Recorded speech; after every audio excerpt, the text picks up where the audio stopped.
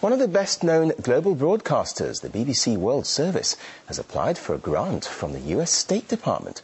The company claims it needs the funding to develop anti-jamming technology in countries with repressive regimes. But as Laura Emmett reports, the deal may be a ploy which could benefit America's foreign agenda. How does all this end? 20 years of BBC World News. Never stop asking. They might well be asking, but who's answering?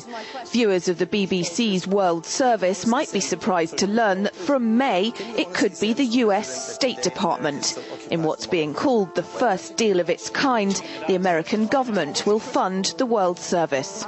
The cuts in the BBC budget are so draconian that they're looking for money any place they can get it, and I'm sure the State Department was aware of this. So I think what you can interpret from this is that the United States feels comfortable with the political line and the interpretation of world events that are coming from the BBC. Talk to me about that last day. The World Service says it'll use the money to prevent its programmes being blocked in countries like Iran and China.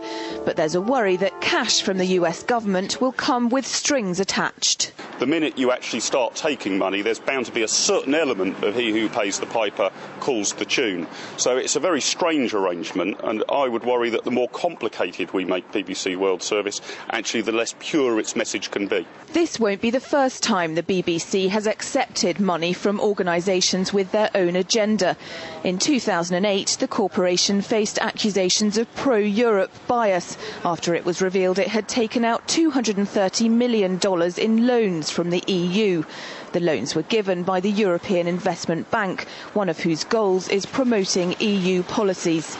MEP Gerard Batten has a long-running beef with the BBC. It's institutionally, politically biased, certainly in favour of things like the European Union, mass immigration and a whole other host of kind of politically correct ideas that I think it peddles to the public. Batten says taking this money would expose hypocrisy at the heart of the BBC. The EU bans sponsorship of any news and current affairs TV programmes across the EU.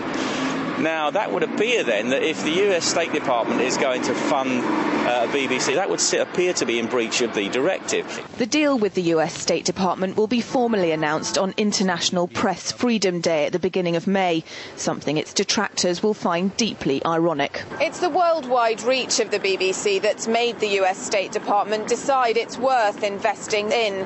But that in turn muddies the waters in terms of what the World Service is. Is it a news broadcaster to countries that don't have reliable news, or is it now a propaganda tool for US and UK foreign and defence policy?